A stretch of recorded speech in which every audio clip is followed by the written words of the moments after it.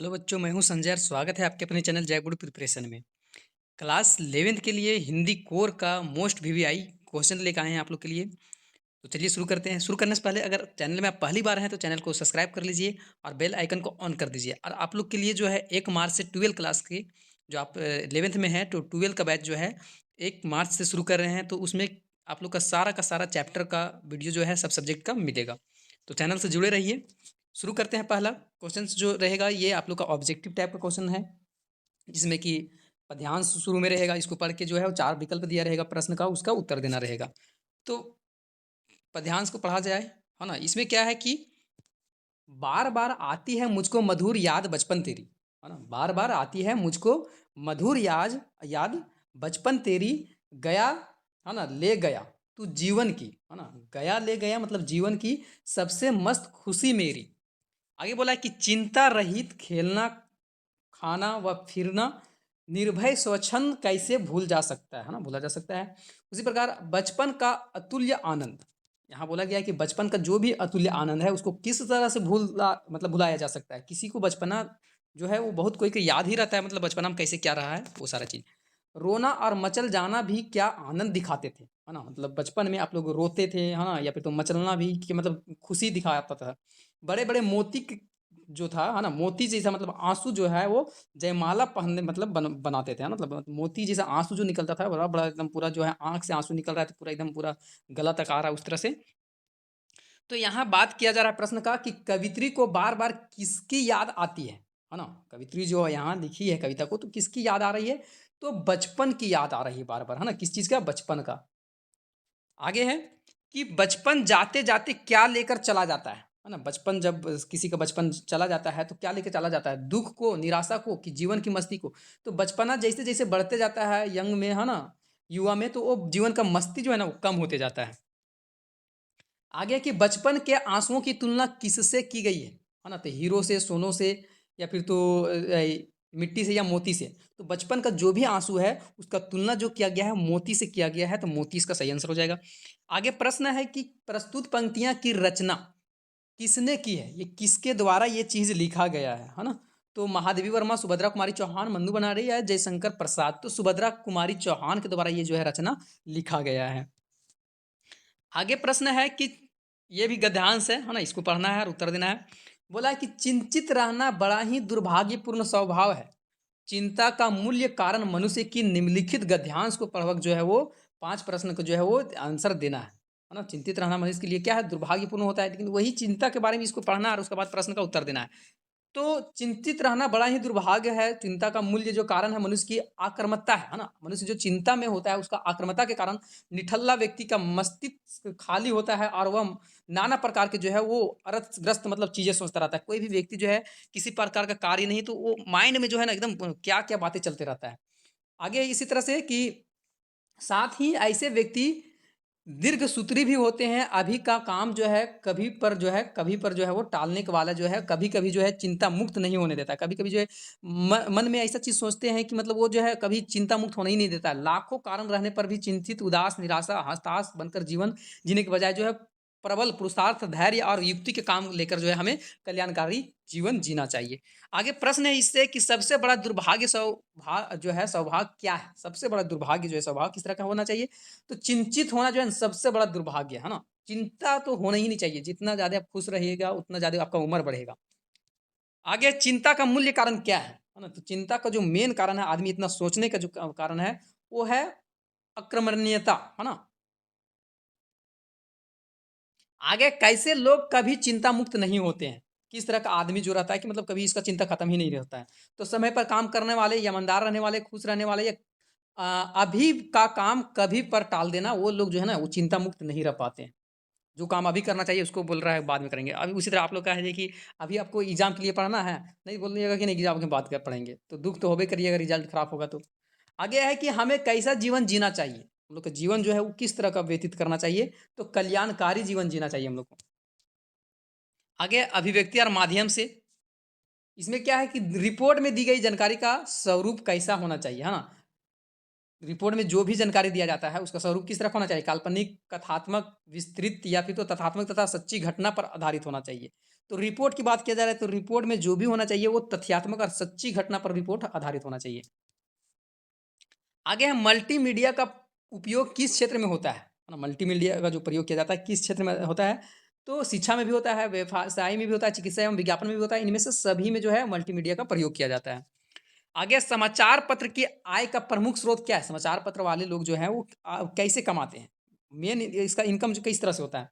तो समाचार पत्र की बिक्री से, हाँ, ये भी बात है। विज्ञापन से जो प्रचार जो है समाचार पत्र में दिया जाता है उससे भी। तो ये तीसरा हो जाएगा दोनों, है ना? समाचार पत्र की बिक्री से भी और विज्ञापन से भी। आगे है कि अपने से छोटों को पत्र में क्या संबोधन किया जाता है? अपने से जो भी छोटा है उसको पत्र लिखा जा रहा है तो उसमें क्या बोला जाता है? पूजनीय, महोदय, चिरंजीवी या महाशय। तो चिरंजीवी बोला जाता है, अपने से छोटा को जो है वो चिरंजीवी जो है संबोधित किया जाता है बोल के। जनसंचार का सबसे नया और लोकप्रिय माध्यम क्या है? जनसंचार का सबसे लोकप्रिय जो माध्यम होता है वो क्या होना चाहिए? किताब, इंटरनेट, समाचार पत्र या टेलीविज़न? तो सबसे लोकप्रिय जो है लोगों को लुभाने वाला जो इंटरनेट है, हाँ। आगे है उल्टा पिरामिड शैली का प्रयोग निम्न में से किस लेखन में होता है? पत्र लेखन में, निबंध लेखन में, समाचार वाचन में या फिर तो समाचार लेखन में? तो उल्टा पिरामिड जो होता है वो समाचार लेखन में होता है, तो समाचार लेखन इसका सही आंसर हो जाएगा। आगे है कि विचारों का आदान-प्रदान की निम्न में से सबसे प्राचीन शैली जो है कौन है? इंटरनेट, फैक्स, टेलीफ़ोन या समाचार पत्र? मतलब विचार का जो आदान-प्रदान करना है, मतलब अपना बात को दूसरे के साथ करना है, तो पत्राचार जो है ना? निम्न में से प्राचीन, पुराना बोला जा रहा है, नया नहीं, नया तो टेलीफ़ोन हो गया, है ना? प्राचीन जो है पत्रकार, पहले पत्र लिखा जाता था। आगे फीचर लेखन की विशेषताएँ नहीं है। फीचर लेखन का जे इसमें से 4 में से कौन जो है उसका लक्षण नहीं है, विशेषता नहीं है। तो मनोरंजन करना फीचर का लेखन है, सूचनात्मक मतलब ये जानकारी देना ये भी है, नीरस शोध रिपोर्टिंग ये गलत बात है ना, फीचर का ये लक्षण नहीं है। नीरस शोध कभी नहीं फीचर दिखाता है। तय ढाँचा प्रभाव ये तो रहता ही है। आगे पत्रकारिता शब्द का आरंभ किस विधा से हुआ है? दूरदर्शन से, समाचार पत्र से, कार से या रेडियो से? पत्रकारिता जो है वो कहाँ से उत्पन्न हुआ है, कहाँ से शुरुआत हुआ है? तो समाचार पत्र से जो है वो पत्रकारिता जो है शुरू हुआ है। आगे है कि लोकतंत्र के अविभाज्य अंग के रूप में किसे जाना जाता है ना? लोकतंत्र के अविभाज्य अंग के रूप में जो है पत्रकारिता को जाना जाता है, तो पत्रकारिता इसको सही आंसर हो जाएगा। आगे पाठ्य पुस्तक से, किताब से है। पाँचवाँ मैं हूँ अभागा जिसे सोने पर सुहागा, पिताजी कहते रहें प्यार में बहते रहें। ये जो है पंक्ति कहाँ से लिया गया है? इस पंक्ति का कवि जो है वो कौन है? किस जो है किस अध्याय से लिया गया है? तो इस जो है कविता का जो पंक्ति का जो कवि है भवानी प्रसाद मिश्र के द्वारा जो है कविता लिखा गया है। आगे पाँचवाँ मैं हूँ अभागा जिसे सोने पर सुहागा का अर्थ क्या होता है? सोने का सुहागा जो मुहावरा का अर्थ क्या हो जाएगा? तो दूसरों से बेहतर, है ना? भाव विभोर हो जाना, सबसे प्यारा, इनमें से सभी इसका सही आंसर हो जाएगा। आगे प्रश्न है कि पाँचवें का नाम लेकर पंक्ति में पाँचवाँ कौन है? कौन व्यक्ति के बारे में यहाँ पाँचवाँ बोला जा रहा है कि पाँचवाँ जो बात किया गया है भाई, छोटे पुत्र, स्वयं कवि है, ये इनमें से कोई नहीं। तो स्वयं कवि जो है पाँचवें के रूप में जो है वो बात बोल रहे हैं। आगे कवि को सोने का सुहागा कौन कहता है ना? कवि को जो है सोने पर सुहागा जो है ना? तो कौन इसको बोला है कि सोने पे सुहागा? भाई, पिता, माता या बहन? तो पिता इसका सही आंसर हो जाएगा। आगे गोपाल शब्द का प्रयोग किसके लिए होता है? गोपाल जो है किस शब्द के लिए जो है प्रयोग किया जाता है? राम, कृष्ण, शिव, विष्णु। तो गोपाल शब्द जो है वो कृष्ण के लिए जो है कृष्ण गोपाल जो है ना? कृष्ण गोपाल बोला जाता है, तो कृष्ण के लिए जो है गोपाल शब्द का प्रयोग किया जा रहा है।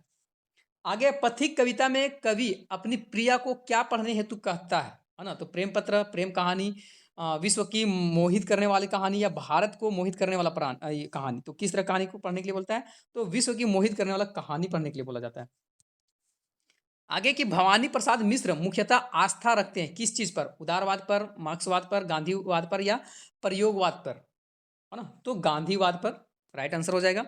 आगे है चिराग, है ना? चिराग मयस्कर दरखास्त किस भाषा के मतलब शब्द है? हिंदी, उर्दू, खड़ी बोली या ब्रज बोली? है ना? तो उर्दू बोली ये जो हो जाएगा, चिराग मयस्कर जो दरख्त है उर्दू बोली है, देखने से भी पता चल रहा है ना? चंपा के पिता क्या है? ग्वाला है, लुहार है, किसान है या बढ़ी है? चंपा जो है जो कि मतलब नहीं पढ़ने उढ़ने जानती है, तो कभी उसको बोलते हैं लेखक की मतलब पढ़ो, है ना? तो तुम्हारा विवाह हो जाएगा, अगर पति दूर चल जाएगा कमाने के लिए तो कैसे पत्र लिखेगी, पढ़ेगी, है ना? तो ग्वाला था ना, चंपा के पिता ग्वाला है। आगे है कि हार्टिकल्चर डिपार्टमेंट को सेक्रेटरी साहित्य प्रेमी आदमी जान पड़ता है है ना? उससे लिखा आशय इस समय जो है जब हम पेड़ लगाओ स्कीम ऊँचे स्तर पर चला रहे हैं, हमारे देश में ऐसे सरकारी अफ़सरों मौजूद हैं, जो पेड़ को काटने का सुझाव देते हैं और वह भी एक फलदार पेड़ को वह भी जो जामुन का पेड़, जिससे फल जनता जो है चाव से खाती है, हमारा विभाग जो है किसी भी हालत में इस फलदार वृक्ष को काटने की इजाज़त नहीं देगा। ये मतलब जामुन का पेड़ क जो है कहानी से है, मतलब हँसने वाला कहानी है, उससे है। और इस गद्यांश में जो है लेखक कौन है ना? तो लेखक इस मतलब जामुन के पेड़ जो है उसका लेखक कौन है जामुन का पेड़ का? तो कृष्णचंद्र जो है वो जामुन का पेड़ का लेखक है। आगे हॉर्टिकल्चर विभाग किसे कहते हैं? बागवानी विभाग को, वन विभाग को, जल विभाग को या इनमें से कोई भी विभाग को नहीं। तो हॉर्टिकल्चर जो है वो बागवानी विभाग को बोला जाता है। आगे है कि इस गद्यांश में किस व्यवस्था का व्यंग किया गया है ना? तो इसके सरकारी कार्यालय, विद्यालय का, अस्पताल का या बाजार का? तो यहाँ सरकारी कार्यालय के बात बोला गया है कि सरकारी कार्यालय जो है कितना मतलब हर चीज़ जो है रिपोर्ट तो फाइल इधर-उधर होते रह जाएगा लेकिन कोई काम ढंग से होगा नहीं। किस पेड़ को काटने का सुझाव सरकारी अफ़सर देते हैं? आम, जामुन, अमरूद या केला? तो यहाँ किस पेड़ के बारे में बोला गया है? जामुन का पेड़ के बारे में बोला गया है, जामुन का पेड़ हो जाएगा।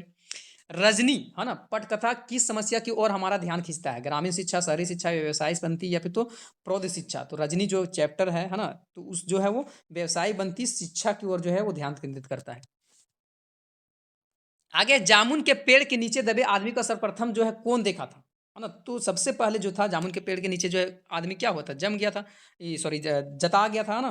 तो उसको मतलब ये हँसने वाला कहानी तो उसको सबसे पहले कौन देखा था? है ना? तो सबसे पहले जो देखने वाला था वो माली था। है ना?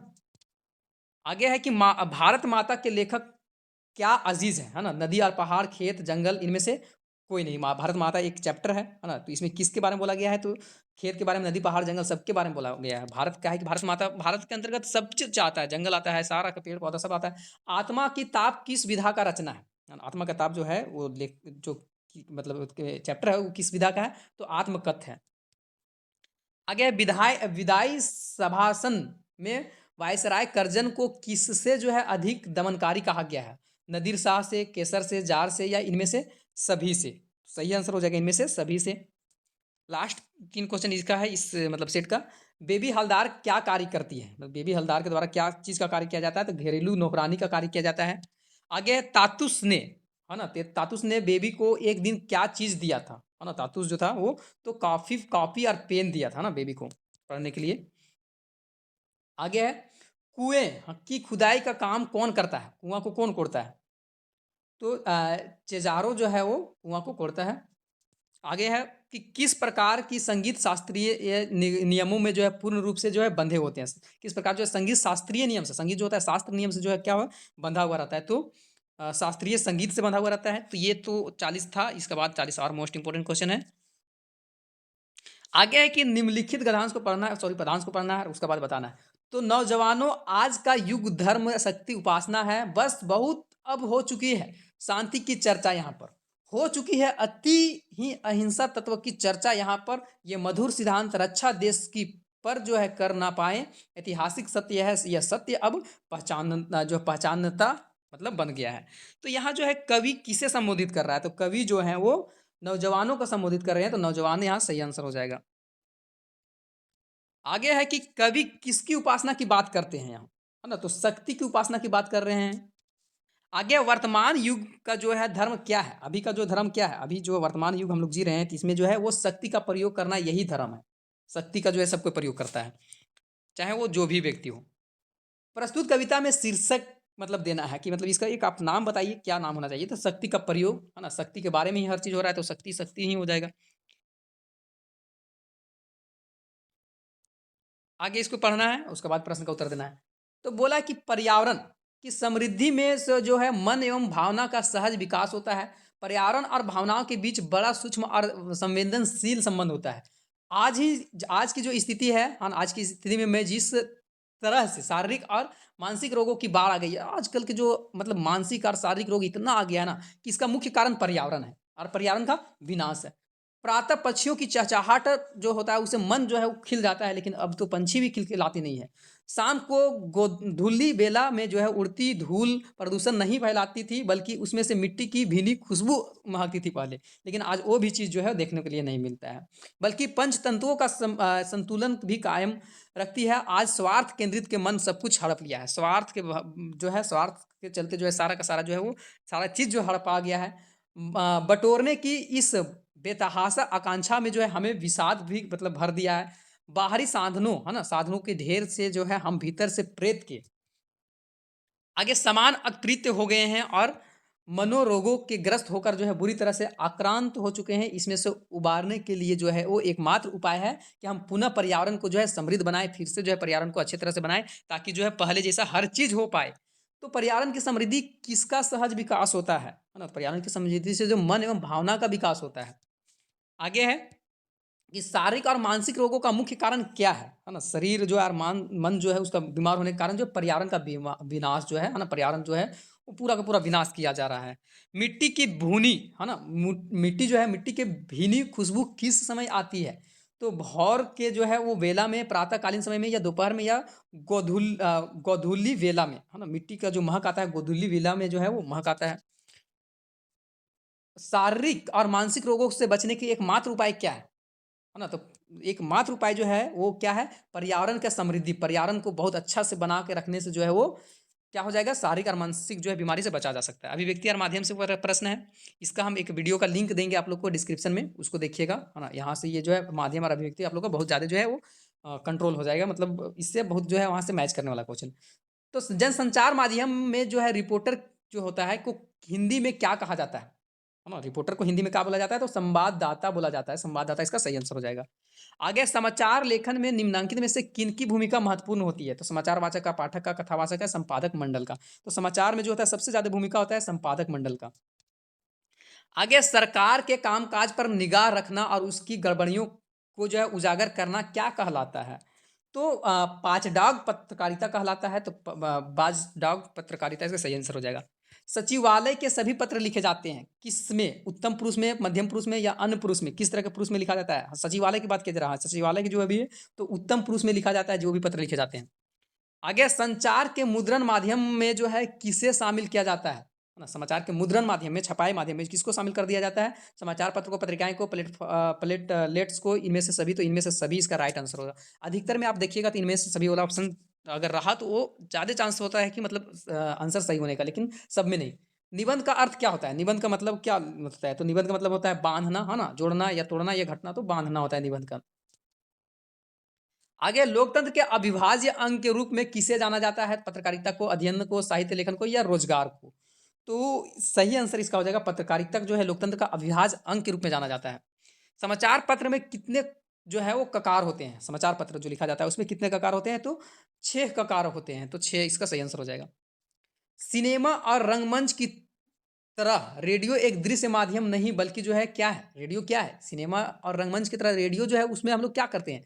एक दृश्य माध्यम नहीं है बल्कि क्या है? तो रेडियो से का हम लोग देखते हैं, या फिर तो क्या करते हैं? या सूंघते हैं? नहीं, सुनते हैं। तो क्या हो जाएगा? श्रव माध्यम हो जाएगा। श्रव मतलब क्या होता है? सुनना। तो रेडियो जो है वो श्रव माध्यम है, सुनने का माध्यम है, देखने का नहीं।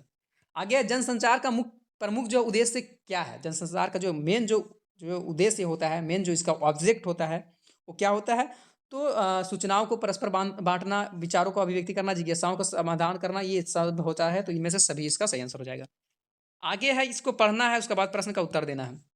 मेरे तो जो है मेरे तो गिरधर गोपाल दूसरे न कोई, जाके सिर मोड़ जो है मुकुट मेरे पति सोई, छोड़ी दई कुल की कहानी कहा करिए कोई, संतता ढींग बैठी बैठी लोग लाज खोए, है ना? ये जो है कहाँ से लिखा गया? प्रस्तुत काव्यांश जो है कविता है, इसका रचयिता जो है वो कौन है ना? तो इसका रचयिता जो है मीराबाई है। तो मीराबाई इसका सही आंसर हो जाएगा। गोपाल शब्द का प्रयोग जो है वो किसके लिए किया जाता है? तो कृष्ण गोपाल, है ना? कृष्ण के लिए किया जाता है। आगे प्रश्न आता है कि कुल की कहानी अर्थ क्या होता है? कुल की कहानी, है ना? इसका अर्थ जो होता है क्या होता है? परिवार की खुशी होता है। अरे किधर चला गया? हाँ, परिवार की खुशी, है ना?